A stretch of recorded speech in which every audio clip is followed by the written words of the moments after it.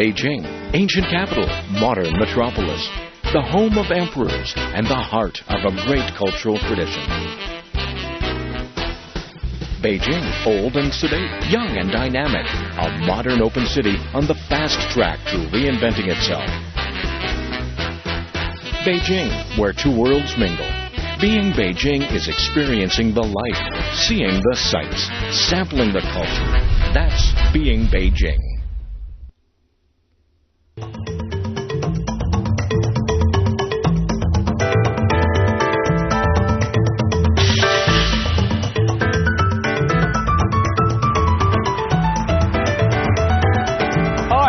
Welcome to Travelogue. I'm Mark Edwards and I'm here at Desheng Gate. Now, back in the day, this was the place where, on the extreme edge of Beijing, step outside of these gates and technically you're outside of the city. Now, throughout the series, we focus on things to do and places to see within the city walls. But in the final episode, for the next half hour, I'm going to hopefully show you what you need to go and check out on the outskirts of Beijing. Enjoy!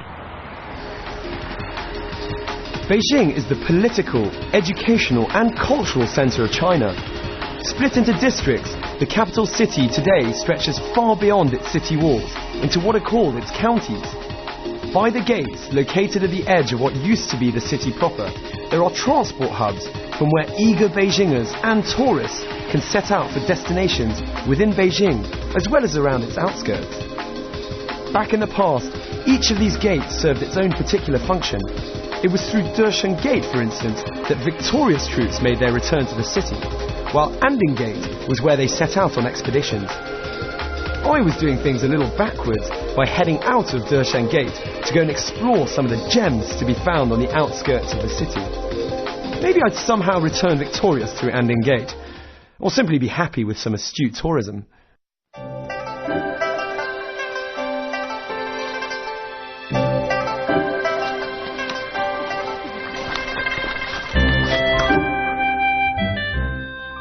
So I've driven out about an hour outside the centre of Beijing to the Tanje, the oldest temple in this region of China.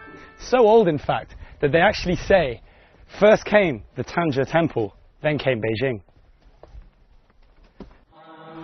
Situated 45 kilometers west of Beijing, Tanje Temple is the largest of all of Beijing's temples.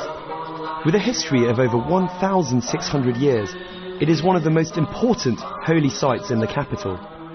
Tourists and religious folk slowly and peacefully make their way together up a delightful climb amongst the trees to reach the temple.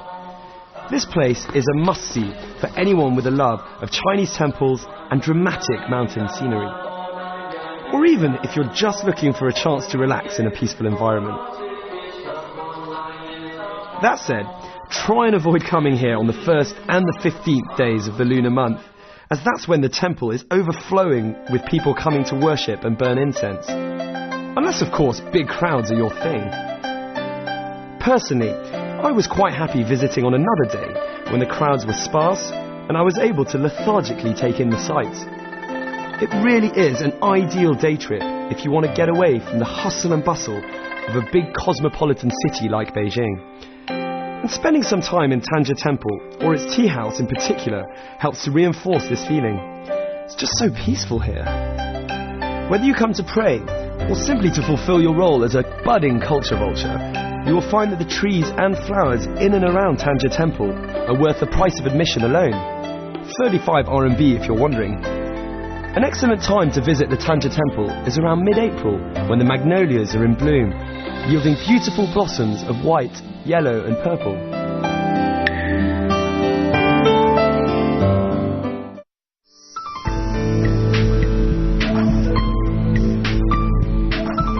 It takes about an hour and a half to get from Tanje Temple to Chuandixia. Originally called Chuandixia, meaning under the stove, this tiny village of around 100 souls is an ideal 2-day trip for those with a passion for Chinese vernacular architecture. or those keen for a glimpse of life in rural China. Nestled in a valley some 90 kilometers west of Beijing and overlooked by towering peaks, Chuandixia is a gorgeous cluster of courtyard homes and old-world charm. There are even signs in Chinese and English on the floor to point you in the right direction.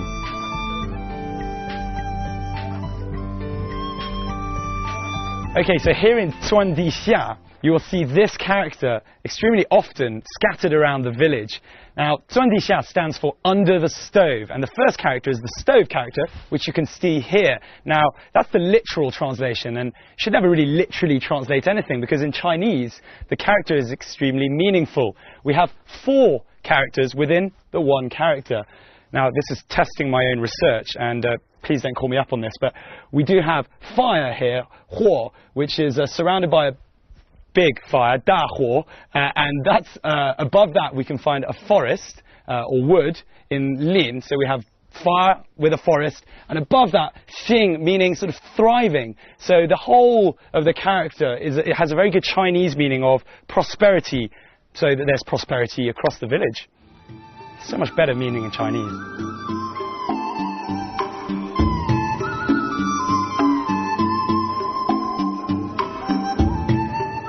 Chuandixia boasts some of the best preserved seheyuan, or courtyard houses, in the Beijing area. It was opened to tourism in 1997. Steeped in a history of over 500 years, it was blissfully relaxing to wake up early and walk around this historic village completely undisturbed. It really has the feel of a place that is completely untouched by time. You can lose yourself amongst the narrow alleyways that snake their way around this hillside hamlet.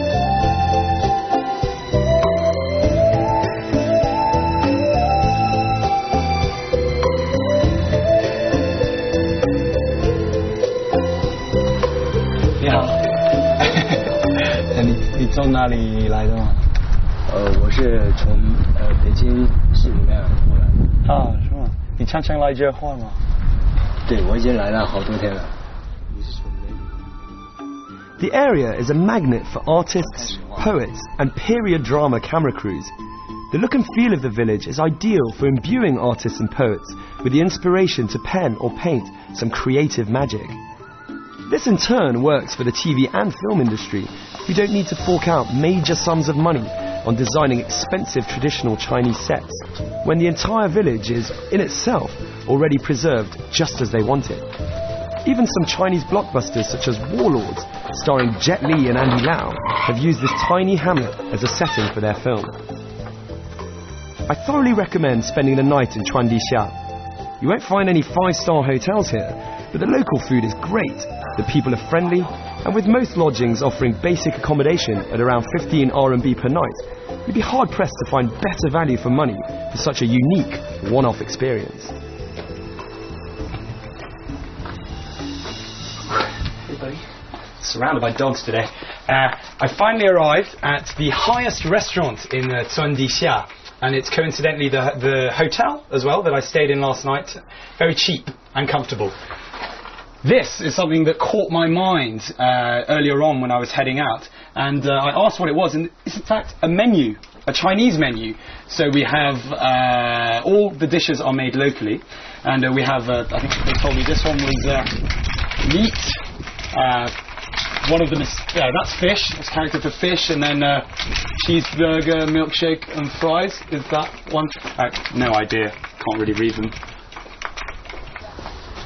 But don't be worried in case you feel like you can't read any of those characters and you're going to be eating random foods. They do have a menu in English, so I don't need to pretend to know what I'm eating. But I've got to say, this is a perfect place to chill out, relax, have a cup of tea.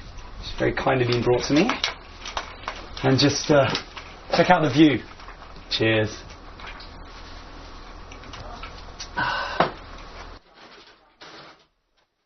The Ming tombs are situated around 50 kilometers northwest of Beijing and are the final resting place of 13 out of the 16 Ming emperors. It might not be your idea of fun trekking out of Beijing to visit an imperial necropolis, but I guarantee that the more intellectual travellers amongst you will love the Confucian layout and design. Not that I class myself in that category in any way. If anything, it's another example of how peaceful some of the sights outside of Beijing can be. I had a great time strolling around the long gardens, checking out the tombs and the intricate animal statues scattered around the place.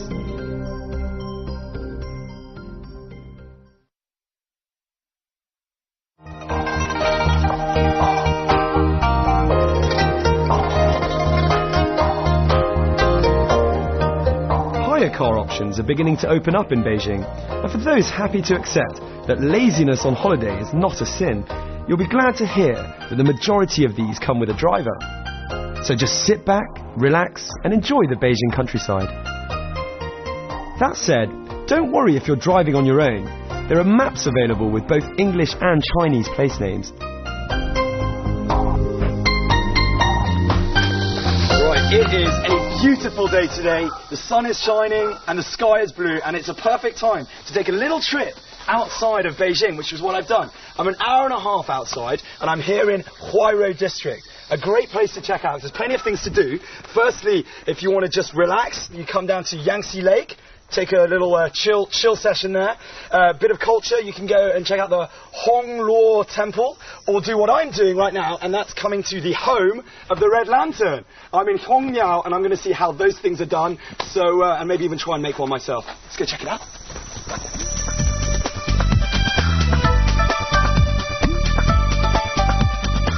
Hongmiao is actually a tiny village located right by the Huanghua part of the Great Wall, so you can head there afterwards.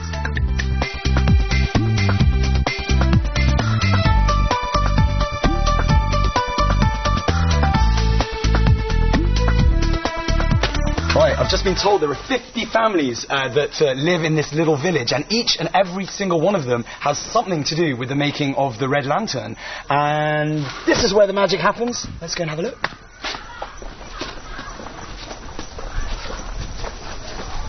你好，你好。哎，你好。做什么？我在做灯了。做灯了。啊，做灯了。难不难？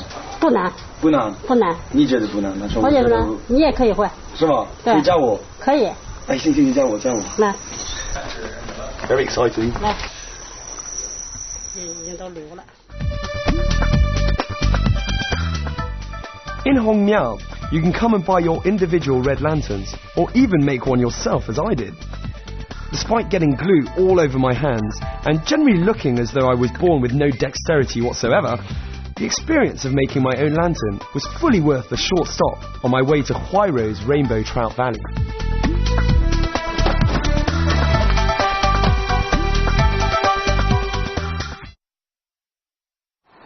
Well, there are definitely advantages to the job of being a travel presenter, and heading out to Beijing's Rainbow Trout Valley to enjoy some delicious fish, sample the vibrant nightlife, and try out some of their many activities is certainly one of them. As a weekend getaway with friends, or simply a chance to romance that special someone in an idyllic location, the valley has it all. You can find rustic courtyards with barbecue pits, mountain villas, countryside hotels, as well as various styles of ranches nestling among green hills and blue waters. Let me warn you though, this place is as popular at weekends as it is calm during the week. So I'm here at Exploring Valley, and the great thing about this place is they have lots of different activities for you to do to keep yourself entertained during the day. And we have rock climbing, horse riding, archery, paintballing, amongst other things. And I've decided to do some rock climbing to work up a little bit of a hunger before dinner. Plus, I get to wear these cool mountain rock climbing nappies. I don't think that's the technical term, by the way, but they're pretty cool anyway. So I'm going to go up the easy slope first, and then hopefully try the other one later.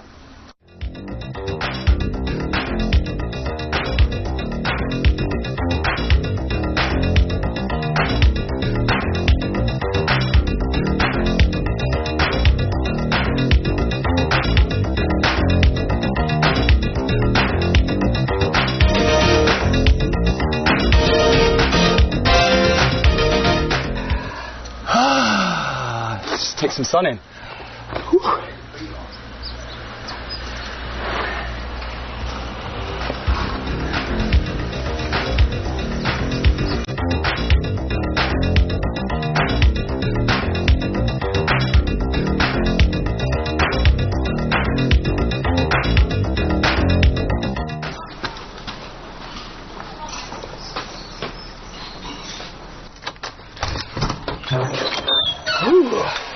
go and check out the place. Come on. Nice. Get myself a free Coke. Let's have a look.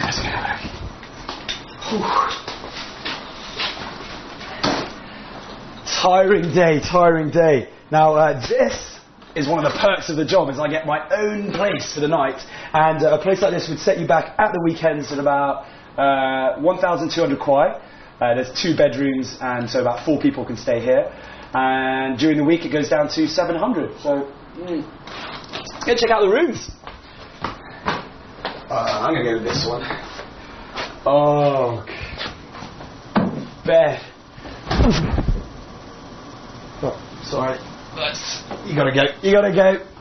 I'm going to go for a snooze. See you later.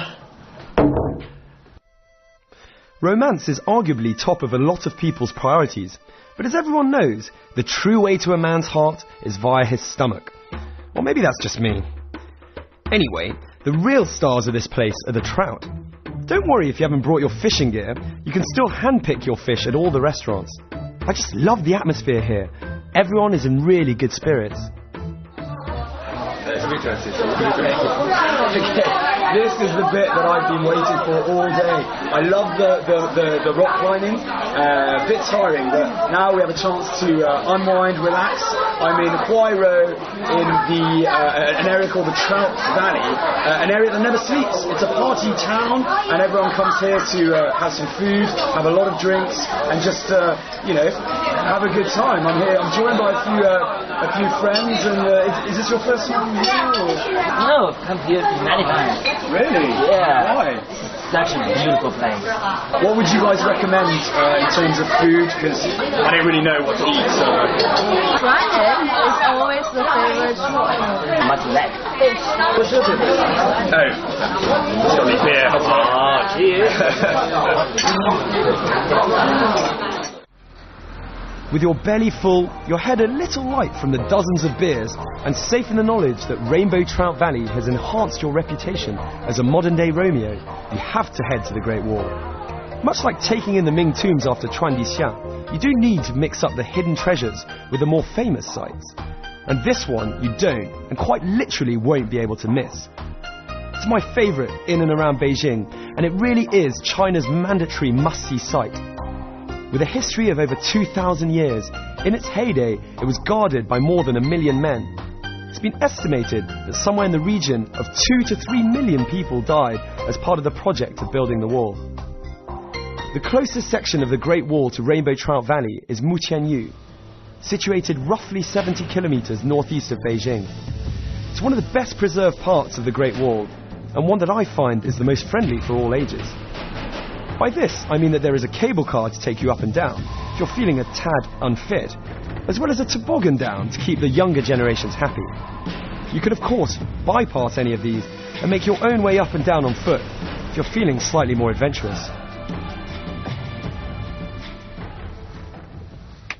It's pretty tiring just walking up here.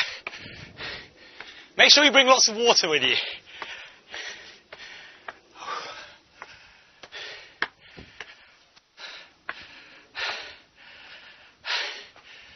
Oh, what a sight.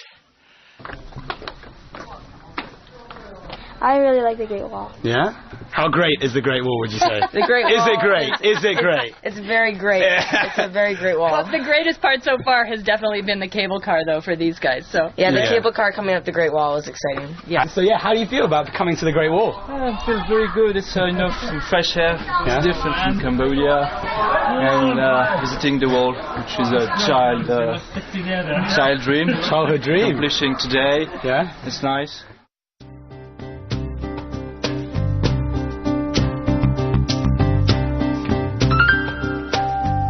So I'm here at the gate of the Mutianyu Pass, and this is in fact where the generals would allow people in and out. Now on our right we have where the Mongols are being kept at bay, and on our left is where the Han are. This is also the point where they would have the two groups doing trade and business together.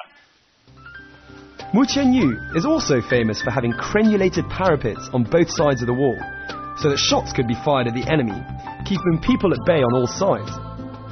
There are two different gradients of the wall, depending on which part you decide to take on. If you enjoy a good sweat, take the right side out of the cable car, and you can work those calf muscles up the steeper part of Mutianyu. For a more relaxed climb, head left. You'll still be able to sleep soundly that night, but without so much need to shower when you get home. To get there, take number 916 or number 936 bus at Dongzhimen Gate, get off at Huairou Longshan Hotel, and take a minibus to the wall. So I'm here at the Dajiaolou, which literally means big corner building. It would have meant the end of one of the army zones, but it also happens to be the end of the repaired section of Mutianyu at the Great Wall. Now, as a tourist, I'm not allowed to go past into the unrepaired section, but I'll just hang in the doorway and have a look.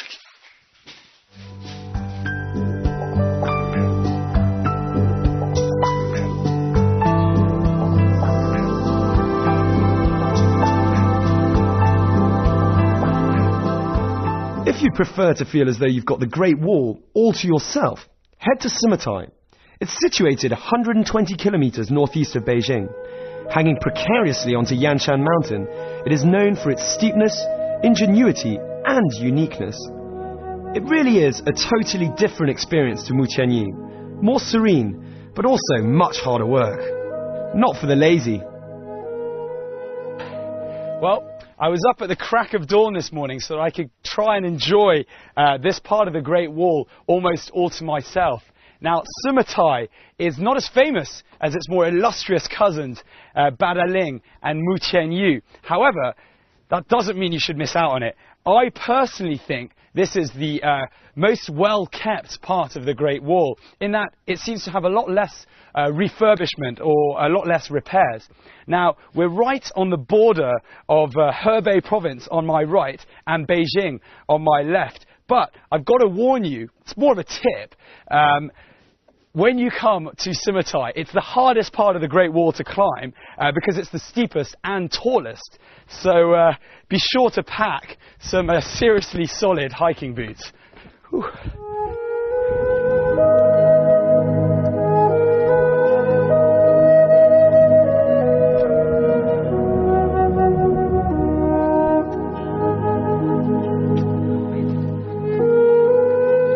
There are many parts of China's Great Wall, each one completely different from another, and with different things to see and do.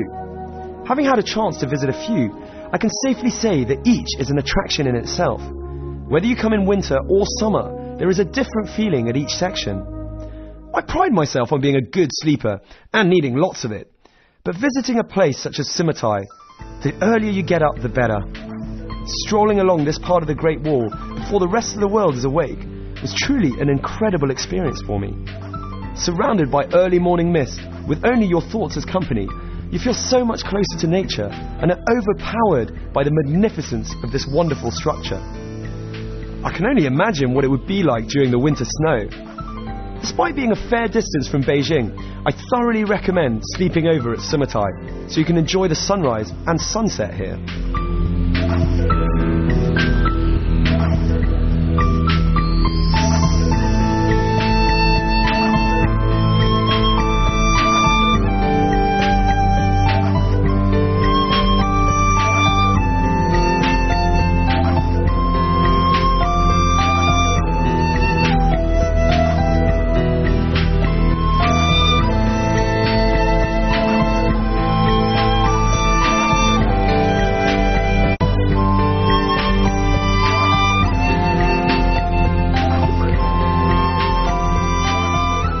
To the top. Whew.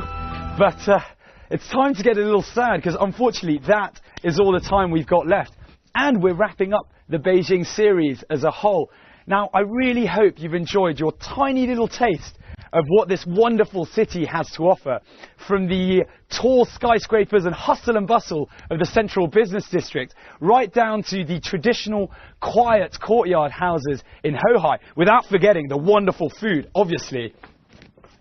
But above all, I really hope that we've been able to give you an insight into how quickly this city is changing, evolving and modernizing while still retaining its traditions and culture for future generations to enjoy. I'm Mark Edwards, and I'll see you very soon on another episode of Travelogue.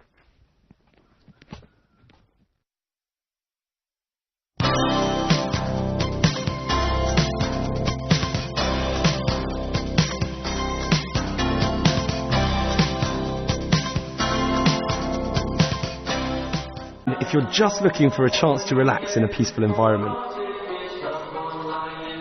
That said, try and avoid coming here on the 1st and the 15th days of the lunar month, as that's when the temple is overflowing with people coming to worship and burn incense. Unless, of course, big crowds are your thing. Personally, I was quite happy visiting on another day when the crowds were sparse and I was able to lethargically take in the sights. It really is an ideal day trip if you want to get away from the hustle and bustle of a big cosmopolitan city like Beijing. And spending some time in Tanja Temple, or its tea house in particular, helps to reinforce this feeling. It's just so peaceful here.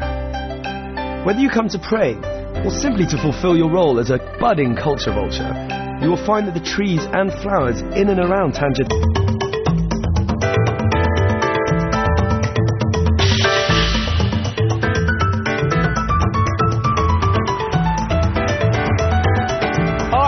Welcome to Travelogue. I'm Mark Edwards, and I'm here at Desheng Gate.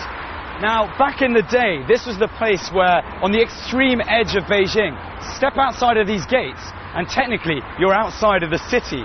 Now, throughout the series, we focus on things to do and places to see within the city walls. But in the final episode, for the next half hour, I'm going to hopefully show you what you need to go and check out on the outskirts of Beijing. Enjoy! Beijing is the political, educational and cultural centre of China. Split into districts, the capital city today stretches far beyond its city. So I've driven out about an hour outside the centre of Beijing to the Tanja, the oldest temple in this region of China. So old, in fact, that they actually say, first came the Tanja temple, then came Beijing. Situated 45 kilometers west of Beijing, Tanja Temple is the largest of all of Beijing's temples. With a history of over 1,600 years, it is one of the most important holy sites in the capital. Tourists and religious folk slowly and peacefully make their way together up a delightful climb amongst the trees to reach the temple. This place is a must-see for anyone with a love of Chinese temples and dramatic mountain scenery. Or even city walls into what are called its counties. By the gates, located at the edge of what used to be the city proper, there are transport hubs from where eager Beijingers and tourists can set out for destinations within Beijing as well as around its outskirts. Back in the past, each of these gates served its own particular function. It was through Desheng Gate, for instance, that victorious troops made their return to the city, while Anding Gate was where they set out on expeditions. I was doing things a little backwards by heading out of Desheng Gate to go and explore some of the gems to be found on the outskirts of the city. Maybe I'd somehow return victorious through Anding Gate, or simply be happy with some astute tourism.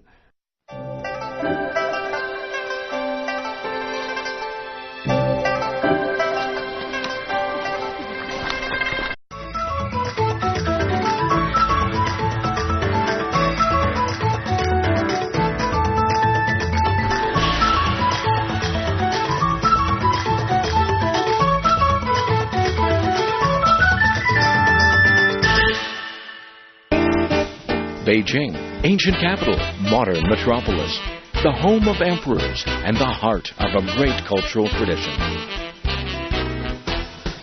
Beijing, old and sedate, young and dynamic, a modern open city on the fast track to reinventing itself. Beijing, where two worlds mingle.